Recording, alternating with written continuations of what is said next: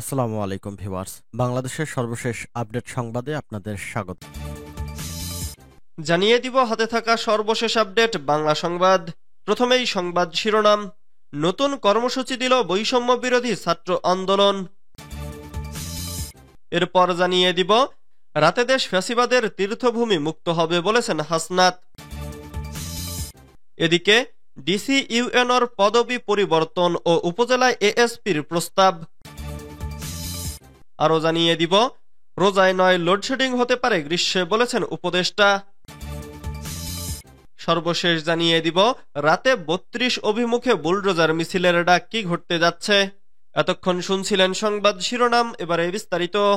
তবে অনুরোধ থাকবে ভিডিওটিতে একটি লাইক করবেন এবং কমেন্ট করে জানিয়ে দিবেন কোন জেলা থেকে আপনি আমাদের এই ভিডিওটি দেখছেন।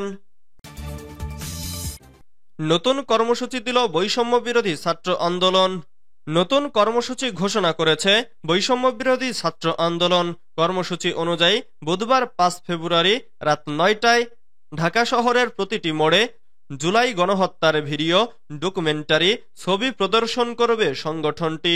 মঙ্গলবার ৫ ফেব্রুয়ারি রাত ১টার দিকে বৈষম্য বিরোধী ছাত্র আন্দোলনের ভেরিফাইড ফেসবুক পেজে এ তথ্য জানানো হয়েছে।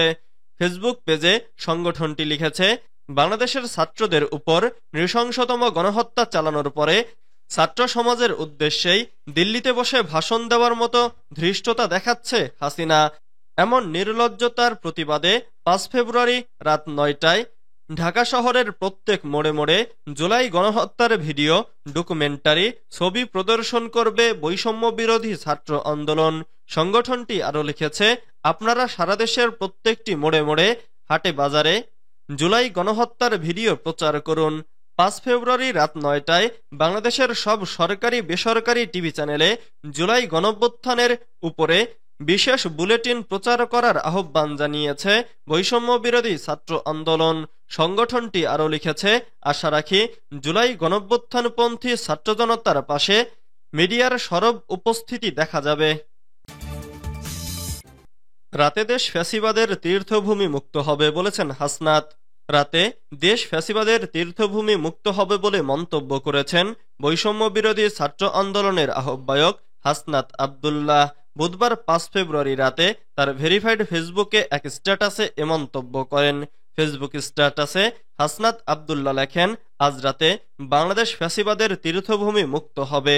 অন্যদিকে বুধবার ৫ ফেব্রুয়ারি রাজধানীর বাংলা মোটরে বৈষম্য বিরোধী ছাত্র আন্দোলনের কার্যালয়ে জনমত কর্মসূচি চালু প্রসঙ্গে আয়োজিত এক সংবাদ সম্মেলনে হাসনাত আব্দুল্লাহ বলেছেন, শেখ হাসিনার ভাষণ গণমাধ্যমে প্রচারিত হলেই বুঝতে হবে তারা হাসিনাকে সহযোগিতা করছে।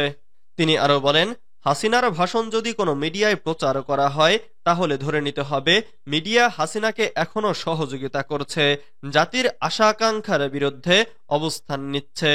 সুশীলতাকে ছুড়ে ফেলে দেওয়া হয়েছে বলেই গণঅভ্যুত্থান হয়েছে, হাসিনার প্রশ্নে কোনো সুশীলতা নয়। হাসনাত বলেন, ৫ আগস্টের পর শেখ হাসিনা ও ছাত্রলীগ চ্যাপ্টার ক্লোজড। তারা যদি প্রাসঙ্গিক থাকতই তাহলে ৫ আগস্ট পালায়ে যাইতে হইত না। গণমাধ্যমের উদ্দেশ্যে হাসনাত বলেন, মিডিয়ায় এখনো দেখি ভাসুরের নাম মুখে নিতে কেমন যেন লাগে। এখনো সাবেক প্রধানমন্ত্রী লেখা হয়। উনি কি সাবেক নাকি ফ্যাসিবাদের বুচার অব দি মাদারল্যান্ড? তিনি এই বাংলাদেশের বুচার। তিনি চেয়ার টিকিয়ে রাখতে ২০০০ মানুষকে হত্যা করেছেন। কেন মিডিয়াতে ফ্যাসিবাদী খুনি হাসিনা লেখা হয় না? ফ্যাসিবাদী খুনি হাসিনা যদি না লেখেন বা না বলেন, আপনারা আওয়ামী কাঠামো বা মিডিয়া রয়েছে সেটির সিলসিলা অব্যাহত রাখছেন। বৈষম্য বিরোধী ছাত্র আন্দোলনের অন্যতম এই নেতা বলেন, আমরা হাসিনার chapter, Chhatra League chapter ৫ August close করে দিয়েছি। ৫ আগস্টের পর ফ্যাসিবাদ বিরোধী যে দলগুলো আছে তাদের সঙ্গে আমাদের মতের পার্থক্য হবে, রাজনৈতিক মত পার্থক্য হবে, বিভাজন থাকবে, কিন্তু এক জায়গা স্পষ্ট, হাসিনা ও ফ্যাসিবাদের পুনর্বাসন কোনোভাবেই এদেশে হতে দেয়া হবে না। ডিসি ইউএনও এর পদবি পরিবর্তন ও উপজেলা এএসপির প্রস্তাব। জেলা ম্যাজিস্ট্রেট ও জেলা প্রশাসক এবং উপজেলা নির্বাহী কর্মকর্তাদের পদবি পরিবর্তন করার সুপারিশ করেছে জনপ্রশাসন সংস্কার কমিশন। সুপারিশে জেলা প্রশাসকের পদবি পরিবর্তন করে জেলা ম্যাজিস্ট্রেট ও জেলা কমিশনার এবং ইউএনও এর পদবি উপজেলা কমিশনার করার প্রস্তাব করা হয়েছে। বুধবার 5 ফেব্রুয়ারি দুপুরে রাষ্ট্রীয় অতিথি ভবন যমুনায় প্রধান উপদেষ্টা ডক্টর মোহাম্মদ ইউনূসের কাছে প্রতিবেদন জমা দেন জনপ্রশাসন সংস্কার কমিশনের প্রধান আব্দুল মুঈদ চৌধুরী। এরপর যমুনার সামনে প্রধান উপদেষ্টার প্রেস উইং প্রতিবেদনটির নির্বাহী সারসংক্ষেপ প্রকাশ করে। প্রতিবেদনে বলা হয়, জেলা কমিশনারকে জেলা ম্যাজিস্ট্রেট হিসেবে সিআর মামলা প্রকৃতির অভিযোগগুলো গ্রহণের ক্ষমতা দেওয়ার সুপারিশ করা হলো। তিনি অভিযোগগুলো তদন্তের জন্য উপজেলার কোনো কর্মকর্তাকে বা সমাজের স্থানীয় বিশিষ্ট ব্যক্তিদের মাধ্যমে সালিসি বা তদন্ত করার নির্দেশ দিতে পারবেন। প্রাথমিক তদন্তে অভিযোগ গ্রহণযোগ্য হলে থানাকে মামলা গ্রহণের নির্দেশ দিতে পারবেন। পরে মামলাটি যথাযথ প্রক্রিয়ায় আদালতে চলে যাবে। এর ফলে সাধারণ নাগরিকরা সহজে মামলা করার সুযোগ পাবেন। রোজা নয়, লোডশেডিং হতে পারে গ্রীষ্মে, বলেছেন উপদেষ্টা। রোজায় লোডশেডিং মুক্ত রাখার পরিকল্পনা নেওয়া হয়েছে বলে জানিয়েছেন বিদ্যুৎ, জ্বালানি ও খনিজ সম্পদ উপদেষ্টা মোহাম্মদ ফৌজুল কবির খান। তিনি বলেছেন, রমজান মাসকে লোডশেডিং মুক্ত রাখতে সব ধরনের চেষ্টা করা হবে। চাহিদা ও যোগানের মাধ্যমে এমন ভারসাম্য রাখতে হবে যাতে কোনো ত্রুটি না হয়। তবে গ্রীষ্ম মৌসুমে 700 থেকে 1400 মেগাওয়াট লোডশেডিং হতে পারে বলেও জানান তিনি।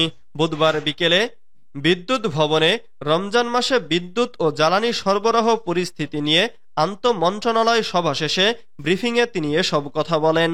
উপদেষ্টা বলেন, 18 ডিগ্রিতে না রেখে এসি 25 থেকে 26 ডিগ্রি তাপমাত্রায় চালানো হলে গরমের সময় 3000 মেগাওয়াট বিদ্যুৎ সাশ্রয় সম্ভব।